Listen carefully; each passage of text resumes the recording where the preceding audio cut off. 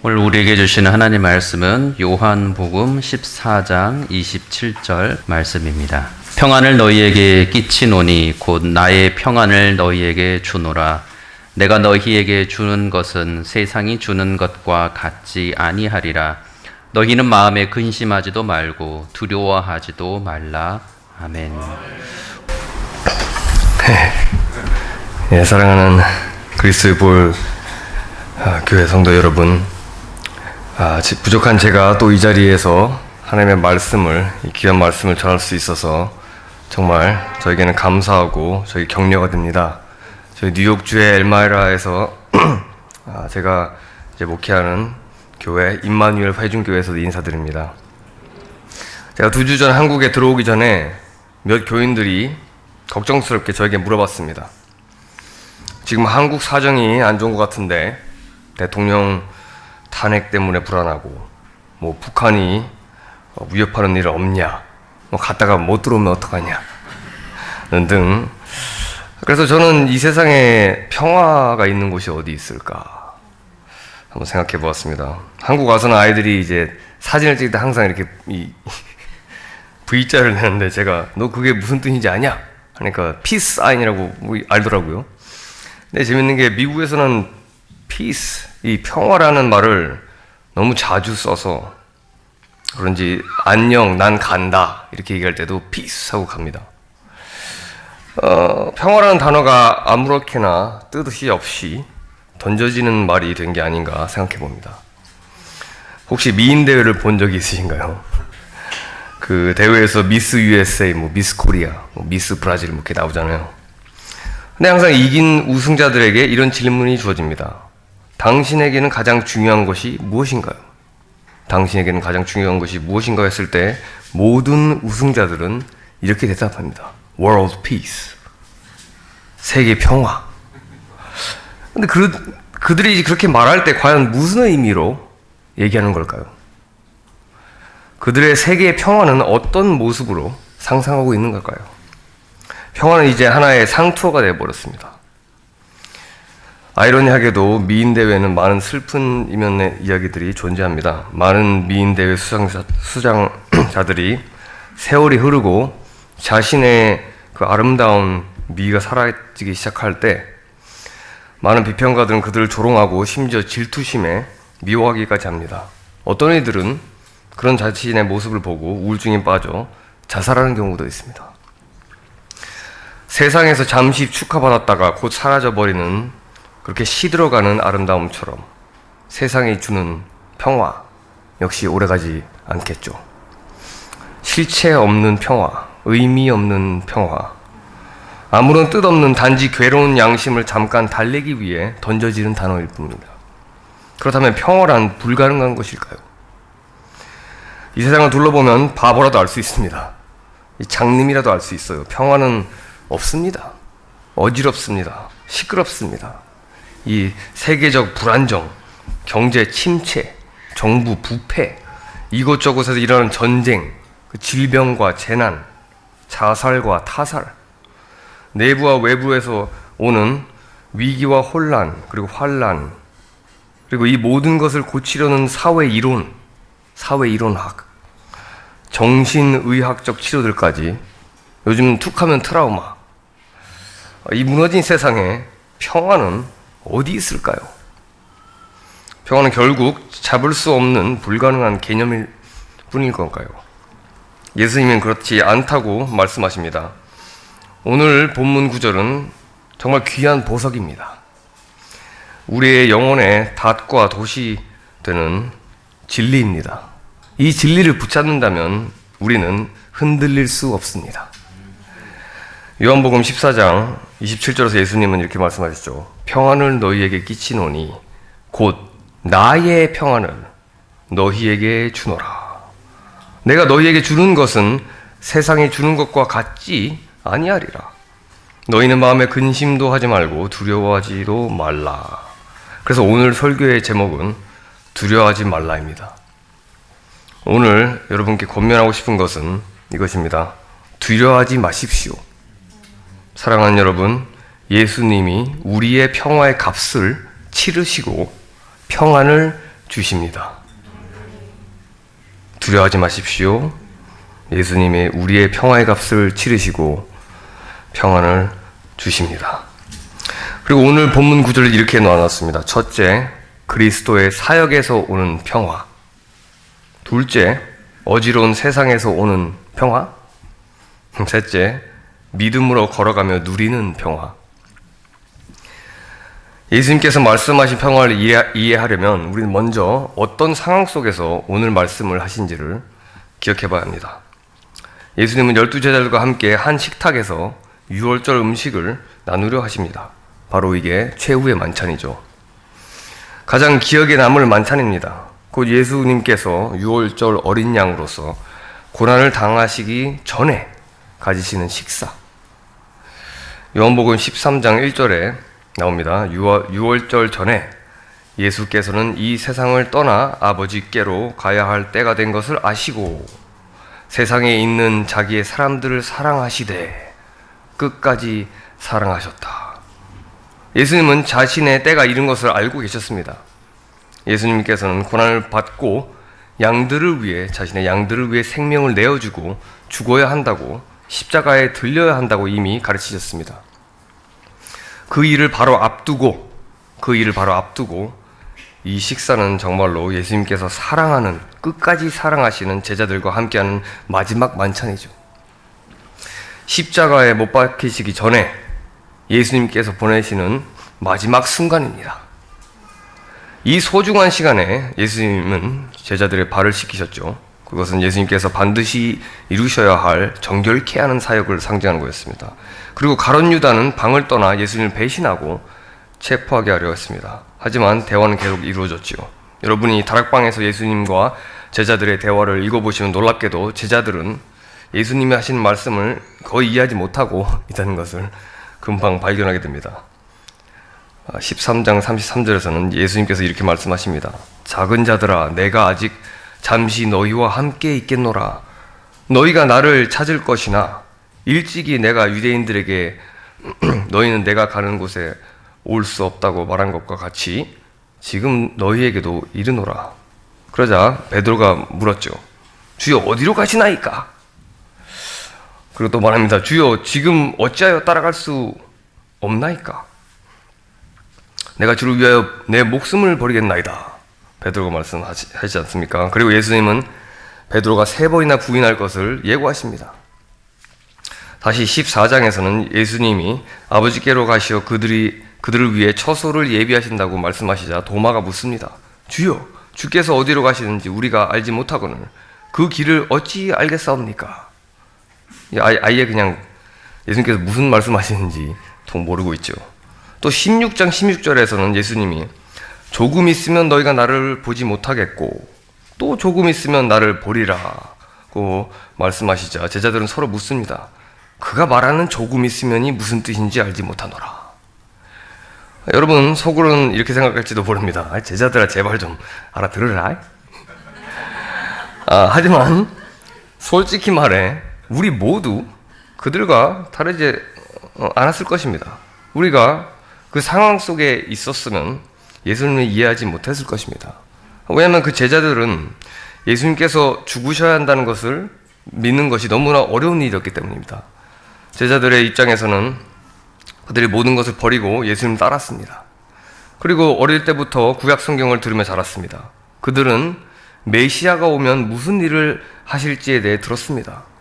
자신들을 해방시키시고 적들을 무찌르시고 이스라엘을 다시 위대하게 만들 것이라고 들었습니다. 그래서 그들은 메시아를 다윗 같은 전사, 승리의 왕으로 기대했습니다. 그러나 예수님께서 고난을 받고 죽으셔야 한다라는 말씀을 도저히 받아들일 수 없었던 것입니다. 어느 정도 이해를 못하는가 했더니 베드로는 예수님을 붙들고 꾸짖기까지 했죠.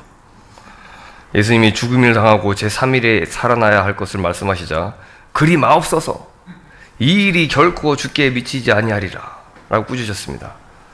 그때 예수님께서 또 혼났죠. 사탄아, 내 뒤로 물러가라. 이렇게 책망받았던 것을 기억하시죠. 그러니 제자들이 예수님의 말씀을 이해하지 못했던 것은 충분히 이해할 수 있습니다. 그런데 예수는 이런 제자들에게 화를 내지 않으셨습니다. 짜증을 내거나 성내지도 않으셨습니다. 오히려 불쌍히 여기시고 인내심과 사랑으로 반복해서 가르쳐 주셨습니다. 예수님은 제자들이 앞으로 자신의 고난을 목격하고 상심하고 낙담할 것을 잘 아셨습니다. 그들은 예수님이 체포되어 억지로 대제사장에게 끌려가는 모습을 보게 될 것입니다. 양이 털이 다 깎인 벌거벗은 모습으로 도수장으로 끌려가는 모습처럼 말입니다.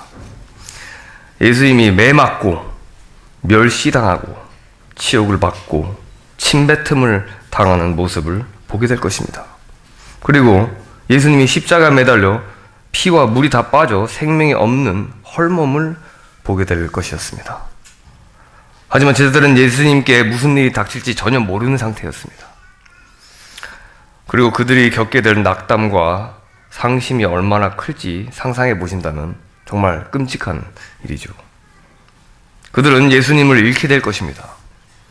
그들은 온 세상이 무너지는 것 같은 절망을 경험하게 될 것입니다. 예수님은 그들의 전부였으니까요. 그들은 자신의 모든 것을 잃게 되는 것입니다. 그들의 절망, 그 깊은 슬픔을 한번 상상해 보십시오. 그들의 참담한 낙심을 상상해 보십시오. 이러한 그들의 절망을 이미 훤히 보시며 그들의 아주 큰 실망을 이미 아시며 예수님께서는 그들에게 평화를 약속하십니다. 평강을 주시기로 결정하십니다. 평화가 그 최후의 만찬에서는 예수님께서 남기시는 마지막 유산이었던 것입니다. 유언을 하신 것입니다. 나의 평안을 너희에게 주노라. 예수님께서 제자들에게 약속하신 평화는 예수님 없이는 얻을 수 없는 평화입니다. 예수님께서는 그냥 평안이 아니라 곧 나의 평안이라고 하셨습니다. 이 평화는 오직 예수님께로부터 오는 것입니다. 오직 예수님만이 이루실 수 있는 것이었습니다. 나의 평안을 너희에게 주노라. 이 평화는 예수님의 특별한 선물입니다. 오직 예수님만이 주실 수 있는 것입니다. 그럼 이 평화는 무엇일까요? 이 평화는 구약과 신약에서 매우 중요하고 자주 쓰이는 단어입니다. 구약에서는 샬롬이라고 부릅니다. 신약에서는 에레이네. 샬롬은 아주 큰 의미를 가진 단어입니다. 완전함, 온전함, 번영, 만족스러움, 충만.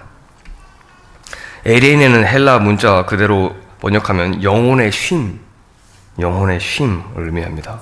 고요하고 안정된 상태를 뜻합니다. 그리고 예수님은 이 샬롬과 에레이네를 자신의 것이라고 선언하십니다. 나의 평안이라고 하셨습니다. 그분은 평화의 왕, 평강의 왕으로서 평강을 관으로 쓰신 분이십니다. 그 평화를 어떻게 이루셨습니까? 사랑하는 성도 여러분은 우리 예수님께서 이 위로의 말씀을 주신 후 행하실 일을 알고 있지 않습니까? 조금 있으면 너희가 나를 보지 못하겠고 또 조금 있으면 나를 보리라 하셨을 때 예수님께서는 무슨 일을 말씀하시고 계셨던 것입니까? 그것은 바로 십자가의 죽음과 사흘 만에 다시 사신 부활하심입니다. 조금 있으면 예수님은 제자들과 떨어지게 될 것입니다. 예수님은 끌려가서 십자가에 달리시게 될 것입니다. 그리고 잠시 동안 예수님은 차가운 돌무덤에 혼자 누워 계실 것입니다. 돌무덤 속에 생명이 없는 몸으로. 그러나 사흘째 되는 날 예수님은 다시 살아나시고 제자들은 예수님을 다시 보게 될 것이었습니다.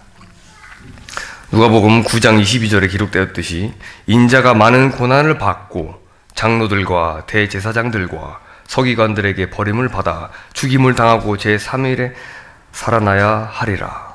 예수님의 죽음과 부활은 예수께서 이 땅에 오신 목적이었습니다. 요한복음 6장 38절에서 39절에서도 예수님은 이렇게 말씀하셨습니다. 내가 하늘에서 내려온 것은 내 뜻을 행하려 함이 아니요 나를 보내신 이의 뜻을 행하려 함이라. 나를 보내신 이의 뜻은 내게 주신 자 중에 하나도 잃어버리지 아니하고 마지막 날에 다시 살리는 이것이라. 예수님은 양들을 위해 자신의 생명을 내어주시러 오셨습니다. 마가복음 10장 45절은 말씀하십니다. 인자가 온 것은 섬김을 받으려 함이 아니라 도리어 섬기려 하고 자기 목숨을 많은 사람의 대성물로 주려 함이라. 예수는 우리 머리 위에 씌워져 있던 형벌을 대신 지시러 오셨습니다. 우리를 위협하던 지옥불을 생명수로 꺼주셨습니다. 하나님의 거룩한 진노를 우리 대신 자신의 몸으로 받으러 오셨습니다. 예수님은 하나님의 심판으로부터 우리를 안전하게 지키시기 위해 자신의 생명을 대속물로 내어주셨습니다. 그리고 예수님이 이 사역은 우리를 하나님과 화목하게 했습니다. 예수님은 자신의 죽음으로 우리가 하나님과 적대하던 관계를 죽이셨고, 자신의 부활로 우리를 하나님의 자녀로 삼아주셨습니다. 그게 우리의 평화입니다. 평화를 주셨습니다. 사랑하는 그리스도의 모일교회 성도 여러분, 이것이 바로 그리스도의 평화입니다. 이 평화는 예수님의 완성된 사역에서 오는 것입니다. 예수님께서 다 이루었다 하셨기에 우리에게 평강이 따르는 것입니다. 예수님은 자신의 피로 이 평화의 값을 치르셨습니다. 자신의 생명과 죽음으로 이 평화를 구매하셨습니다. 그리고 예수님의 부활은 이 구매하심이 확실히 이루어졌다는 영수증과도 같은 것이었습니다.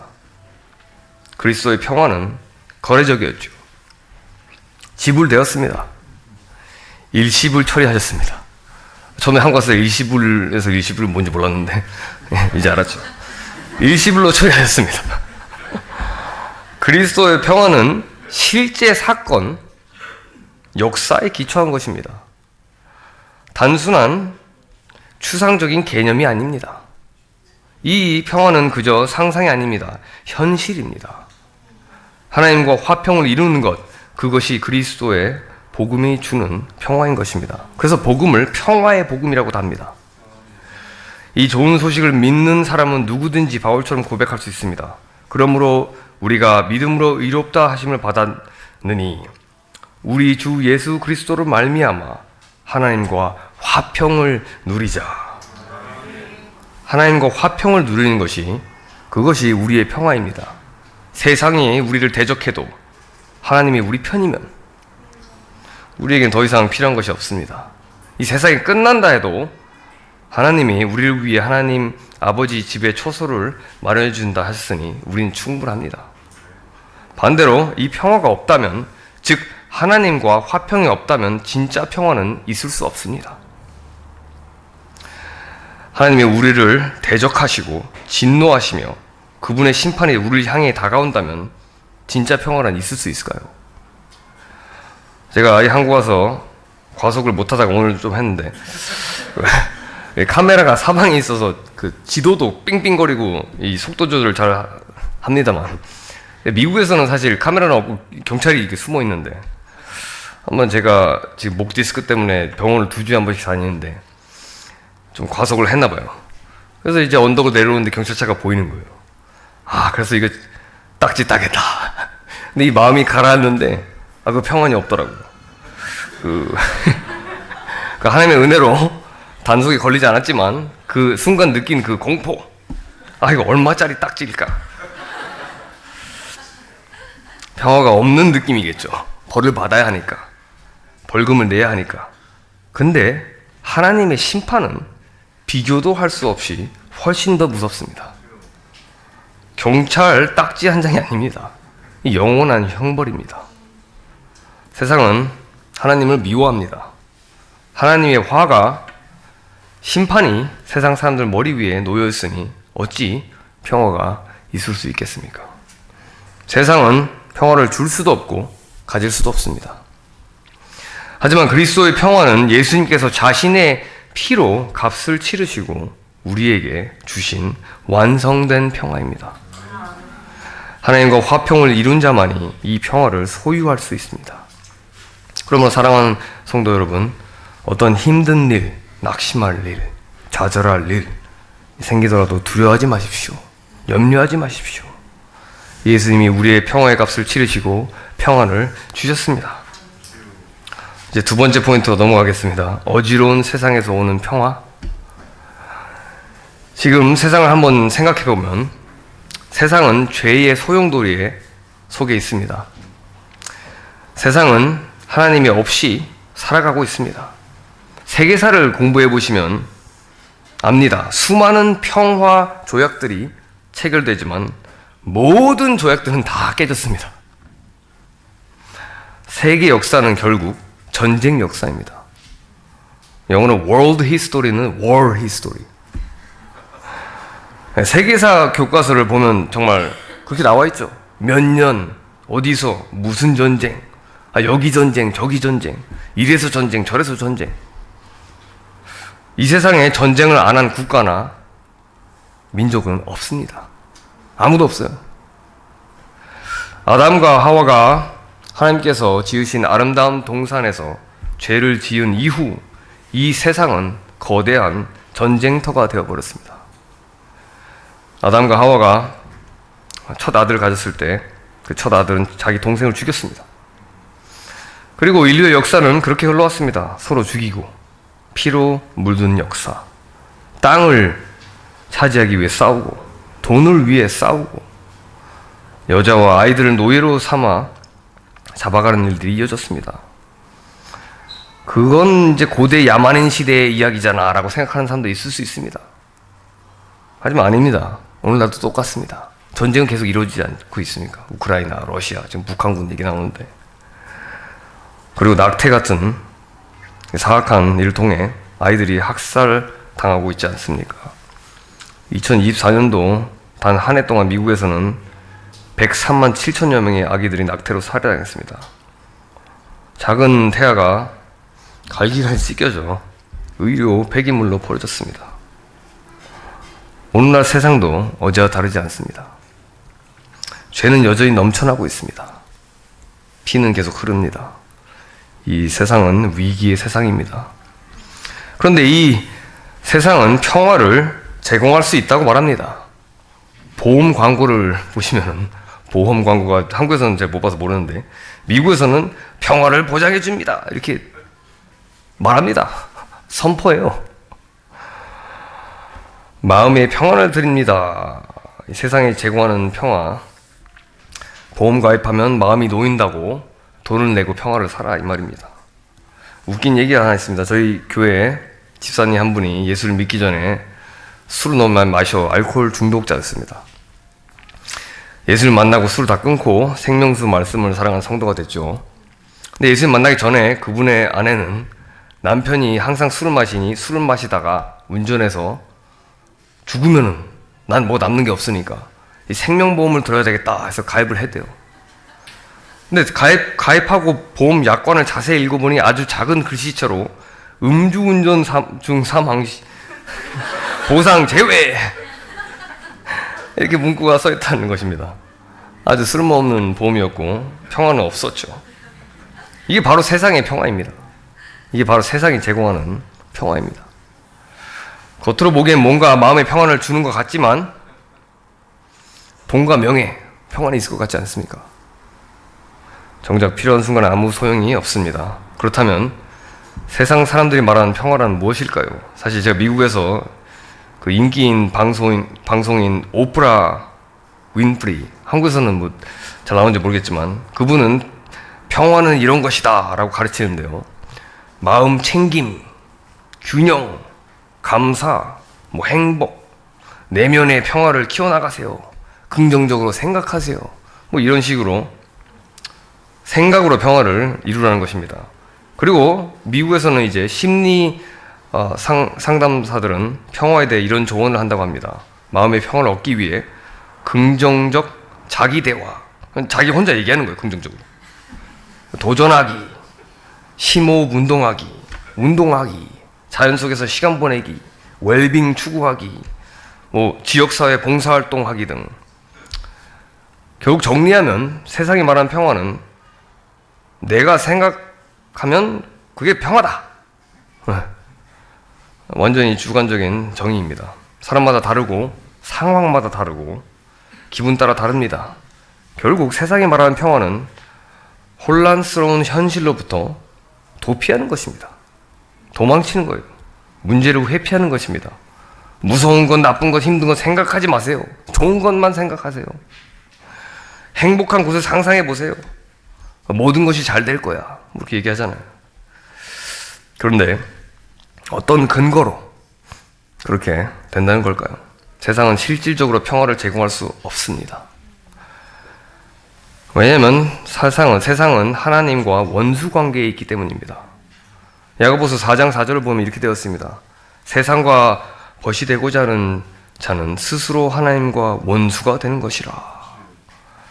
그리고 세상은 죄에 대한 용서를 줄 수가 없습니다. 그래서 마음에 평안이 있을 수 없어요. 불신자의 영혼은 결코 안식할 수 없습니다. 그들의 양심은 아무리 무디게 되어 있다 해도 여전히 그들을 고발합니다.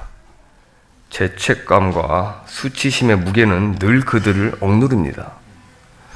로마서 1장 18절에 선포합니다. 하나님의 진노가 불의로 진리를 막는 사람들의 모든 경건하지 않음과 불의에 대하여 하늘로부터 나타나니, 이 막는다 또는 억누른다라는 번역되는 행동은 마치 커다란 공을 물속에 억지로 누르고 있는 것과 같습니다. 공은 계속 물 위로 떠오르려 합니다. 억누르려면 끊임없이 힘을 써야 합니다. 끊임없이 힘들고 지치게 됩니다.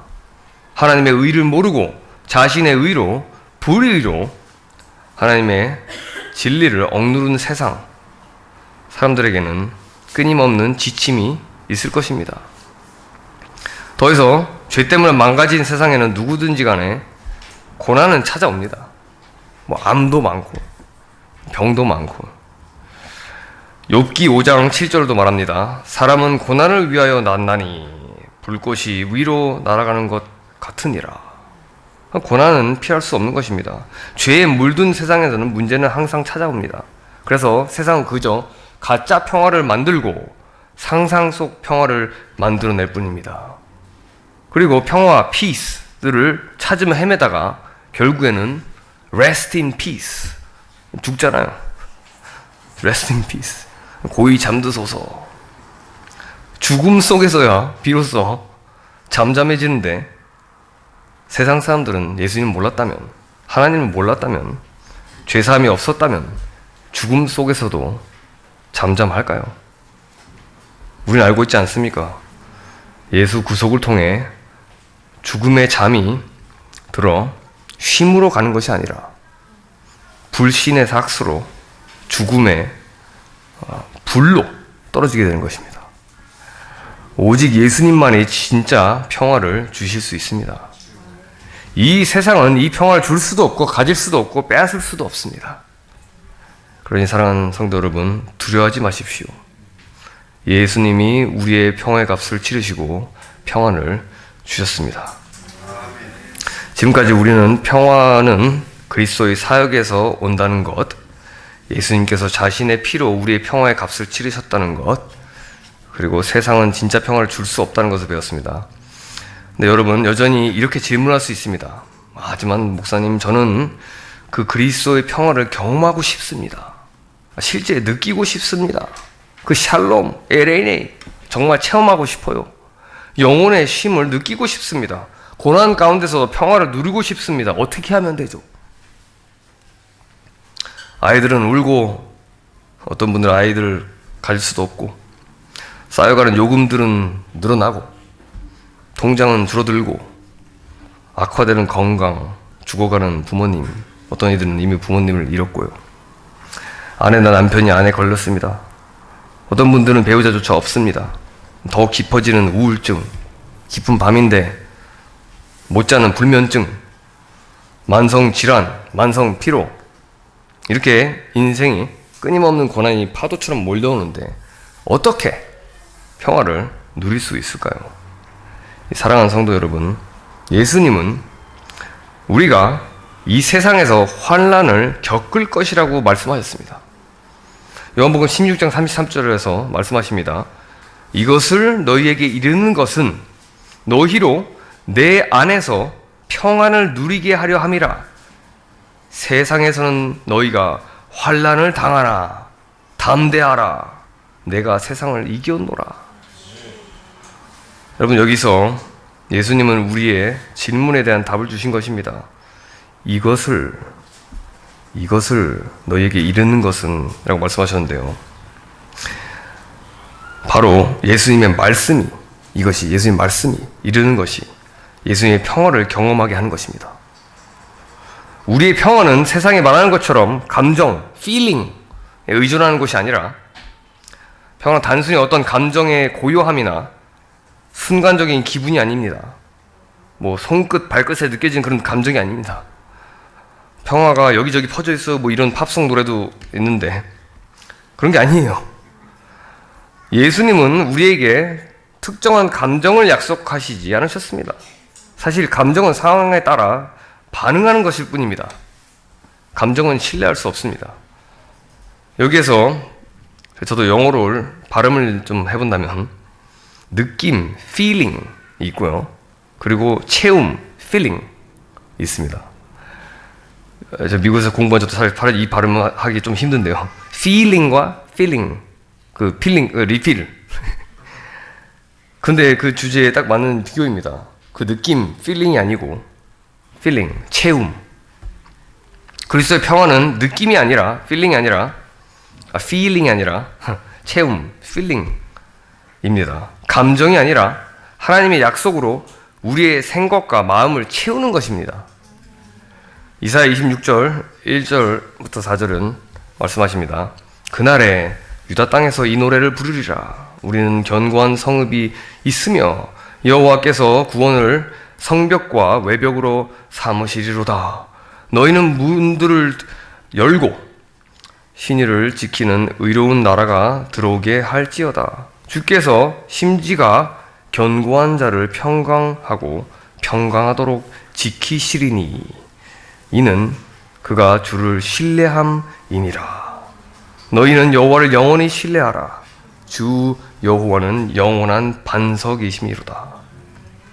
심지가 견고한 자, 그의 마음이 하나님께 고정된 자를 하나님께서 완전한 평강으로 지키신다고 약속하셨습니다. 다시 말하면 믿음으로 걷는 자, 하나님을 신뢰하며 살아가는 자, 하나님은 자신의 보호와 평안을 주십니다. 우리의 마음이 영원한 반석이신 하나님 위에 머물러 있을 때에 우리는 세상의 소용돌이 속에 또 흔들리지 않습니다. 그리고 기억하시면 삼위일체, 우리 삼위 하나님께서 우리 안에 거하시기로 약속하셨습니다.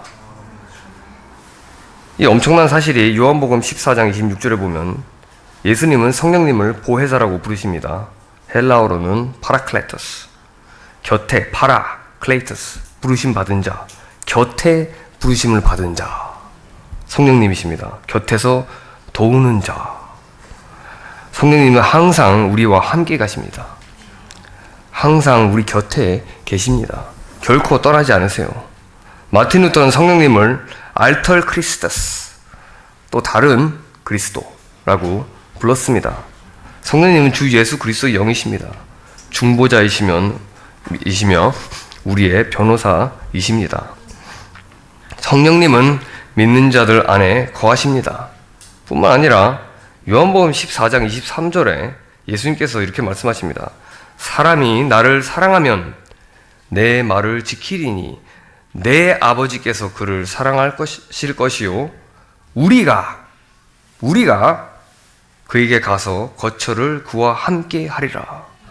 예수님께서 하나님 아버지를 말씀하시고 우리가 그에게 가서 그와 함께 하리라 하셨습니다. 이 삼위 하나님께서 함께 하신다는 것입니다. 삼위 하나님께서 우리 안에 거하신다는 것입니다. 에덴 동산에보다 더 놀라운 은혜입니다. 전국의 모든 자원과 보물이 우리 안에 임한 것입니다. 성령님을 통해서 그리스도를 연합함으로 하나님께서 함께 하심으로 그래서 하나님의 평화가 우리 안에 있다는 것입니다. 어거스틴이 이렇게 말했죠. 우리 마음은 하나님 안에서 쉬기까지 쉼이 없습니다. 그렇습니다. 우리는 그리스도와 연합으로 하나님이 거하신 처소가 되었기에 우리 영혼이 진정한 쉼을 얻습니다. 평안이 있습니다. 하나님이 거하시는 곳은 평안이 있습니다. 사랑하는 성도 여러분, 이 모든 것이 가능하게 된 이유는 예수님께서 값을 치르셨기 때문입니다. 여러분의 평화는 지불 완료된 평화입니다. 십자가에서 일시불로 결제하셔서 아무도 빼앗을 수 없는 평화를 허락하셨습니다. 하나님과 화평한 신부는 그리스도의 십자가 사역 덕분입니다. 그러므로 어떤 어려움을 만나든지 두려워하지 마십시오. 예수님이 우리의 평화의 값을 치르시고 평화를 주십니다. 요즘 저는 제 아들들에게 어린이 철로 역정을 읽어주고 있습니다. 존 번연의 철로 역정. 근데 그 이야기 중에 크리스티아나와 그녀의 어린 형제자매들이 아주 좁은 길을 지나가는 장면이 나옵니다. 그리고 그 길에는 아주 사나운 순례자들을 잡아먹는 거인 그림이라는 거인이 버티고 있었고 그 앞에는 사슬이 묶인 사자 둘이 있었습니다. 크리스티아나는 아이들과 너무나 두려워합니다. 그래서 돌아서려 합니다. 이거 우리가 과연 천성에 도착할 수 있을까? 의심과 공포에 빠지게 됩니다. 그런데 감사하게도 함께 동반하던 Great Heart, 용감한 마음이라는 안내자가 함께하고 있었습니다. 그는 그들을 이끌고 있었고 왕자 예수님의 이름으로 거인과 맞서 싸웁니다. 그 거인이 사자들을 풀으려 엎드렸을 때 칼로 쳐서 쓰러뜨립니다. 그리고 크리스티아나와 아이들은 그 인도를 따라 위험한 길을 무사히 통과합니다. 여러분 여기 보시면 크리스티아나와 아이들은 여전히 무서워했습니다. 하지만 뒤돌아서지 않았습니다. 포기하지 않았습니다. 그들은 단순히 Great Heart, 용감한 마음을 신뢰하고 따라갔습니다. 그렇게 신뢰하고 따라갔기에 그들은 위험을 넘어 위협에서 벗어나 안전한 곳에 도착할 수 있었습니다. 저희도 마찬가지입니다. 저희가 두렵고 연약하고 흔들릴지라도 예수님을 신뢰하고 믿음으로 따라가면 됩니다. 예수님께서 우리 앞을 앞장서 가십니다. 예수님께서 우리를 지키십니다. 우리를 반드시 안전하게 끝까지 이끄십니다. 예수님은 단순히 이 평화를 약속하신 것뿐만 아니라 몸소 보여주셨습니다. 십자가를 향해 가시던 예수님을 기억하시죠? 겟세마네 동산에서 예수님은 땀이 피방울처럼 흘릴 정도로 고통스러워하셨습니다. 예수님은 괴로움 속에서 이렇게 기도하셨습니다. 아버지의 원대로 되기를 원하나이다. 그렇게 예수님은 하나님 아버지를 전적으로 신뢰하였습니다. 그래서 빌라도 앞에서도 예수님은 단 조금도 흔들리지 않으셨습니다. 빌라도가 말합니다. 내가 너를 놓을 권한도 있고 십자가 못 박을 권한도 있는 줄을 알지 못하느냐? 그러자 예수님께서 이렇게 대답하셨지요. 위에서 주지 아니하셨더라면 나를 해야 할 권한이 없었으리라. 이 아버지를 향한 완전한 신뢰, 완전한 평안. 예수님은 아버지를 신뢰하셨기에 모든 공포와 압박 가운데서도 흔들림 없이 담대하셨습니다.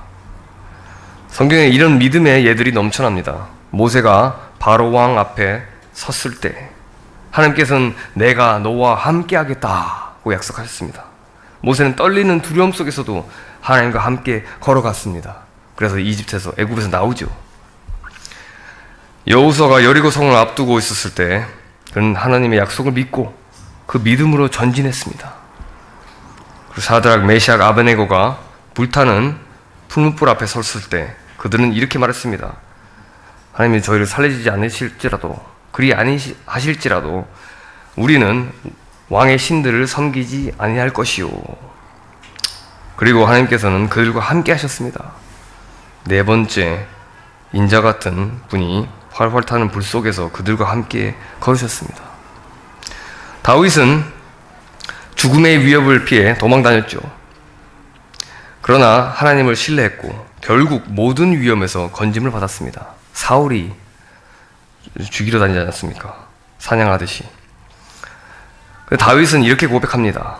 내가 평안히 눕고 자기도 하리니 나를 안전히 살게 하시는 이는 오직 여호와이시니이다. 사랑하는 성도 여러분, 성경은 수많은 믿음의 증인들로 가득 차 있습니다. 그들은 고난 속에서도 하나님을 신뢰함으로 평안을 경험했습니다. 심지어 죽음의 순간에도 사도행전의 스데반, 우리 한국 사람도 그렇게 하실 텐데 돌에 맞아 죽으면서까지도 그의 얼굴은 천사의 얼굴처럼 빛이 났습니다. 그는 하늘을 우러보고 영광 중에 계신 예수님을 바라보았습니다. 여기서 우리가 이 예들 가운데서 기억해야 할 것은 바로 하나님은 고난을 없애주시지 않습니다 라는 것입니다. 하나님이 고난을 그냥 없애주시지 않으세요.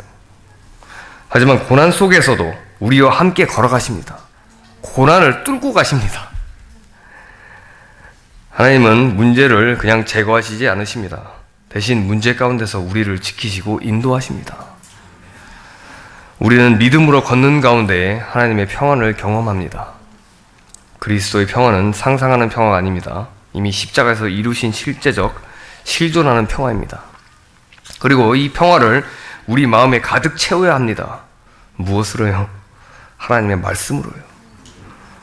바울도 이렇게 말했습니다. 그리스도의 평강이 너희 마음을 주장하게 하라. 또 빌립보서 4장 7절에도 말합니다. 모든 지각에 뛰어난 하나님의 평강이 너희 마음과 생각을 지키시리라.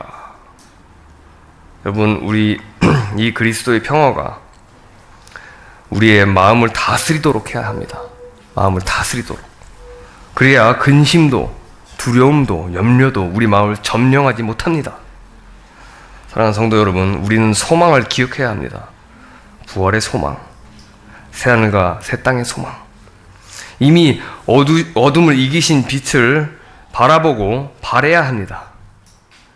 성도 간의 사랑 안에서 하나님의 은혜를 경험해야 합니다. 하나님의 말씀을 기억해야 합니다. 하나님의 약속들을 머릿속에 새겨야 합니다. 그리고 기쁨으로 그 사랑을 받고 서로 나누고, 골로새서에서 우리가 평강을 위하여 한 몸으로 부르심을 받았다라고 바울 사도가 가르치듯이 교회가 한 마음과 한 몸으로 주님을 신뢰하고 따를 때에 평화를 이 어지러운 세상에 보여줄 수 있습니다. 평화 뭔지 아냐? 할 수 있는 것입니다. 우리를 봐라. 그리고 성령님께 의지하십시오. 성령님께서 우리에게 이 모든 것을 생각나게 하실 것입니다. 믿음으로 걸어갈 때 우리는 하나님과 동행하고 있다는 확신 속에서 진정한 평화를 경험할 수 있습니다. 세상은 계속해서 우리를 괴롭힐 것입니다. 우리는 계속해서 고난과 시련을 겪을 것입니다. 죄 때문에 부서진 세상의 파편이 우리를 찌르고 하나님을 증오하는 세상의 불신의 칼이 우리에게 상처를 입힐 때도 있을 것입니다. 그러나 확신하십시오. 예수님께서 세상을 이기셨습니다. 예수님이 주시는 평화는 아무도 빼앗을 수 없습니다. 아무것도 그것을 흔들 수 없습니다. 역사적인 사건에 의해 이루어진 평화이기 때문입니다. 시간을 뒤로 못 돌리지 않습니까? 이 평화는 예수님의 피로 십자가에서 저에게 주신 거기 때문에 아무도 건드릴 수가 없어요.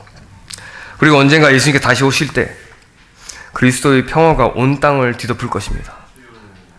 새 하늘과 새 땅에서는 모든 전쟁이 끝나고 모든 애통과 신음은 기쁨의 노래로 바뀔 것입니다. 에덴 동산의 샬롬과 에리네가 완전히 회복될 것입니다.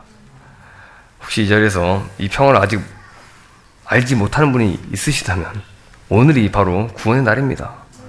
자신의 죄를 인정하고 회개하고 진리를 억누르던 삶을 버리고 예수를 믿으십시오. 평강의 주 예수님 따르십시오.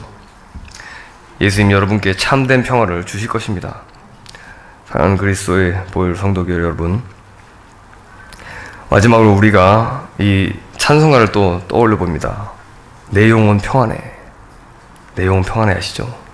내 평생에 가는 길 순탄하여 늘 잔잔한 강 같든지 그 풍파로 무섭고 어렵든지 나의 영혼은 늘 편하다.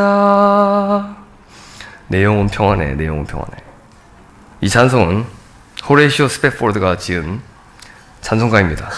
그는 시카고 대화재 사건으로 인해 전 재산을 잃었고 자기 아들도 고열로 잃었습니다. 그리고 대서양을 건너 배가 침몰하면서 네 딸을 모두 잃었습니다.